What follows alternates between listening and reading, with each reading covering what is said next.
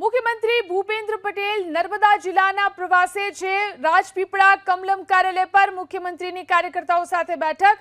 તો મુખ્યમંત્રી કાર્યકર્તાઓ સાથે બૃહદ બેઠક પણ કરી રહ્યા છે। જંગી જીતથી ઉમેદવારને જીતાડવા માટે કાર્યકરોને મુખ્યમંત્રીએ આહવાન કર્યું છે। તો નર્મદા જિલ્લાના પ્રવાસે છે મુખ્યમંત્રી ભૂપેન્દ્ર પટેલ। રાજપીપળા કમલમ કાર્યાલય પર મુખ્યમંત્રીએ કાર્યકર્તાઓ સાથે બેઠક કરી। તો મુખ્યમંત્રીની કાર્યાલય પર કાર્યકરો સાથે બૃહદ બેઠક યોજાઈ।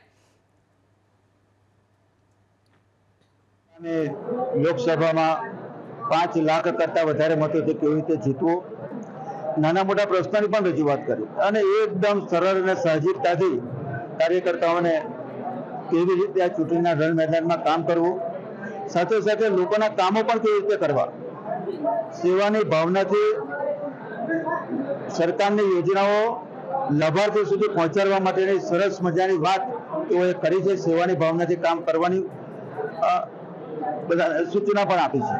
અરે ભારતીય જનતા પાર્ટીને ચૈતન્ય દર ક્યાંથી લાગે? આ તો કાર્યકર્તાઓને મળવા માટે આવ્યા છે।